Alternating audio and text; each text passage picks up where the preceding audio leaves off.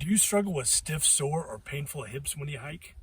You know the feeling. No matter what you do, you have this chronic ache that you just can't get rid of.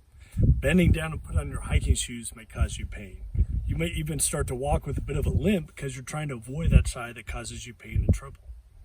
If this sounds like you, I have a great exercise I'd love to share. To start with, it's important to understand that how well you feel and move in the world is determined by your nervous system. And your nervous system acts globally. So if one area or one system of your body is underperforming, then you can have trouble somewhere else. You're probably already somewhat familiar with this concept. And the opposite is also true. The improvement of one area or one system in your body can have a positive impact throughout the rest of your body. So this exercise may not deal directly with the site of your pain or where you're dealing with discomfort, but there's an important connection to your nervous system that's important to explore to help you get back to hiking without pain.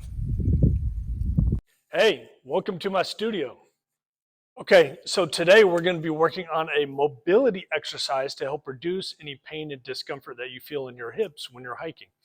So the first thing I want you to do is just kind of check in with your body and pay attention to how your hips feel. So if you want to do some hip circles, you kind of see like, yeah, the front of my hips, they just feel kind of like painful and tight. If that's helpful to you to pay attention to how you're feeling, or if you want to do a few squats. I'm a little sore today myself, or stiff, so my range of motion is a little bit limited. But if you do a few squats and you're able to help pay attention to how your hips are moving and feeling, we're going to use that as a barometer to pay attention to how this next exercise is going to help you feel. Okay, so in order to do this exercise, you need to have a little bit of a foam pad or a pillow or a carpet rolled up, something that gives your knee a little bit less pain as you're kneeling down. So we're going to work our right hip to start with. So to do that, I'm going to get into kind of a lunge position. So my left leg is directly in front of me, right? My forward heel is down on the ground. What I want you to do is pay attention to my right hip as I start to do the hip circle. And I'm kind of gently mobilizing and opening up my right hip as I'm going into the circular pattern. Maybe you do 5 to 10 circles clockwise, and then you reverse, and you do 5 to 10 circles counterclockwise. So as I'm doing this, I'm feeling a lot of stretching and mobilizing along my hip flexors in the front of my right thigh. Remember to breathe. Don't go into pain if you feel any. Limit your range of motion.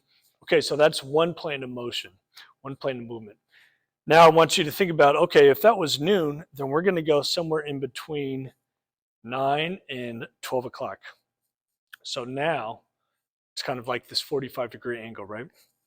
So from here, thinking that your sternum and your belt line are facing forward, I want you to do your hip circles from this direction. So we could start by going clockwise. And as you do this position, you're going to feel more of a stretch and mobilization along the inner thigh. So pay attention. I've got my hands on my hips. I'm kind of guiding my hips through a circular motion, again, clockwise and counterclockwise. I'm breathing, not going into any pain, but I'm trying to get a really nice circular movement that's coordinated. It's helping open and mobilize some of that tissue. Okay, so that's our second position. First we had 12, then somewhere between 9 and 12. Now we're going to try to go all the way out towards 9 if possible. So I'll orient myself a little bit more towards you. So for here, it's going to be a little bit maybe more difficult to try to get into this position, but it's going to help open up the tissue even more on the inner right thigh. So again, clockwise, circles, remembering to breathe, maybe 5 to 10 circles, one direction, and then reverse, 5 to 10 circles, the other direction, remembering to breathe, And then now I'm going to show you a little bit of more of a close-up. Okay, so as I'm doing this now from a different direction, I want you to pay attention to how my hips are moving, right? So since my right leg is back, I'm trying to mobilize the front of my right thigh and hip. So I'm doing a circular motion.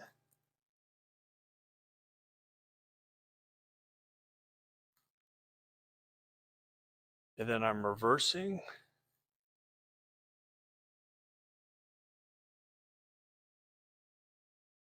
Okay, so now that we've mobilized and opened up our hips, what I want you to do is go back to your movement assessment that we started with and try to compare and pay attention and see if now your hips feel looser and less pain.